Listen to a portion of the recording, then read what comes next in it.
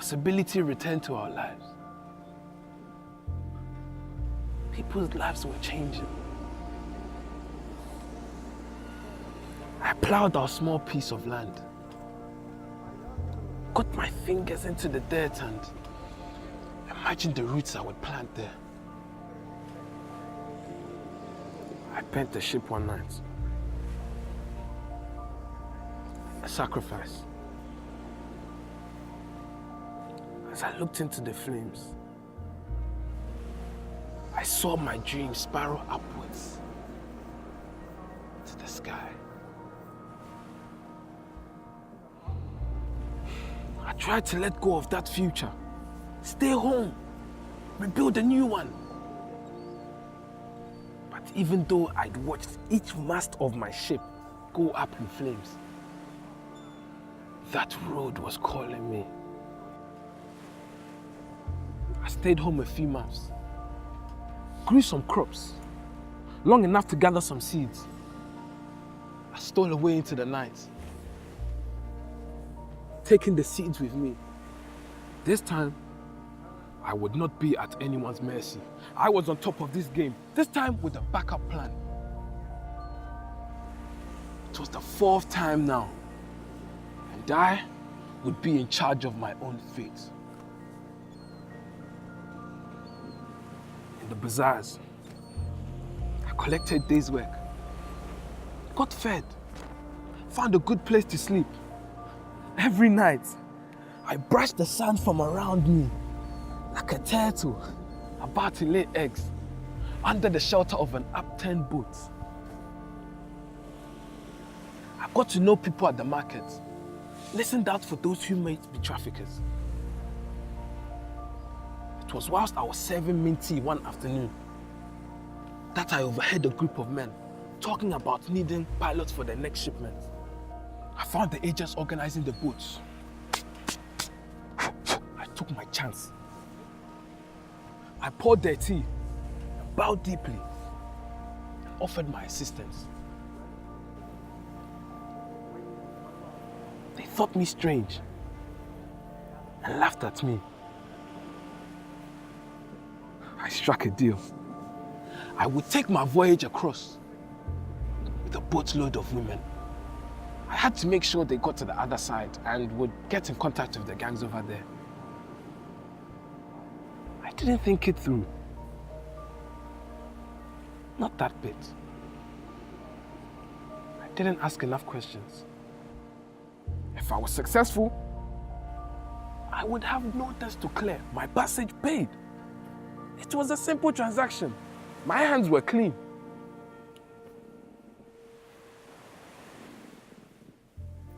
It was early morning. The Mediterranean looked beautiful. My boat's load of women sat quietly, looking out together at sea. Some were praying. All were scared. I made jokes, did stupid dancing to make them laugh. I tried my best to reassure them. I went around checking. They all had their Italian contact numbers written down, wrapped up in cling film. I drilled them with their instructions. When you get to the other side, asylum. Claim asylum. On the run from the government. Have your backstory sorted out. No papers. All passports handed over. You must wait until you reach the camp. Then make the asylum. First opportunity, call this number. There, a message will be waiting for you to call. Then wait until they collect you. There is a roundabout you must wait. Tell no one. I helped them all aboard. Someone showed me how to start the engine. It was then that it hit me. What it was, I was really doing. This wasn't the ship I imagined. But I would finally get to be the captain of the ship. Well, a dinghy at least. Next, I was given a mobile. Check when the signal changes to an Italian company. Then ring the Italian Coast Guards. They will come fast. I sat at the helm of the boat, in charge, briefly. I looked around the boat. The faces of the women. They had not yet grasped what life was going to be like on the other side. I wanted to tell them the truth. I wanted to say, now that you are out at sea, no one can command us, buy or sell us. I wanted to tell them, when they reach the other side, run. Give different names, hide. Don't make that call. It was there. That open water. For a few hours, we were free. I didn't though. I kept my mouth shut. I wish I hadn't. May God forgive me. I was fully in this game. It was when the first big wave rocked us nearly upside down. I knew then I had bitten off more than I could chew. I worked hard to keep us going. The engine was flooding. I held up my phone to get signal. Nothing yet. Still showing Libyan cell. The women were being sick, giving themselves over to the waves, rocking us this way and that.